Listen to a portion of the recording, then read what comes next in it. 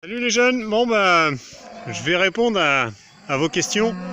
Déjà je vais vous laisser admirer derrière la mare qui est en train de se repeupler, toute la verdure qui est en train de revenir autour de la mare. C'est plutôt magnifique. Vous voyez les vaches au fond, les vaches qui attendent de changer de prairie, elles changeront demain matin. Alors vous m'avez posé la question de comment sont alimentées mes mares.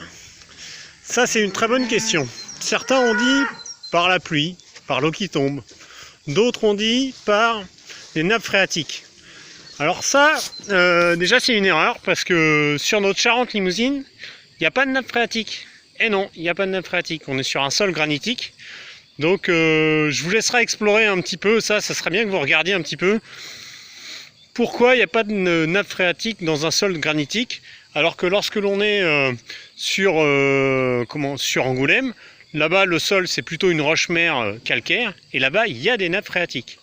Donc essayez de me dire un peu la différence entre un sous-sol granitique et un sous-sol calcaire, et vous allez peut-être voir pourquoi il n'y a pas de nappes phréatiques chez nous. C'est pour ça qu'il n'y a pas de pluie aussi. Non, nous, les mares que l'on a fait, les mares que l'on entretient, elles sont alimentées par une zone humide. Une zone humide. Est-ce que vous savez ce que c'est une zone humide? Une zone humide, c'est ce que vous voyez là. Là, je vais vous en montrer là. Ça paraît un peu bizarre. Il y a beaucoup de joncs. Il y a de la menthe poivrée là. On voit de la menthe poivrée. Oh. Ça sent super bon la menthe. Une zone humide, c'est une espèce d'éponge. Et dans cette éponge, l'eau pendant l'hiver, elle est retenue. Elle est retenue comme ça, avec toute la capacité de la zone à se remplir d'eau.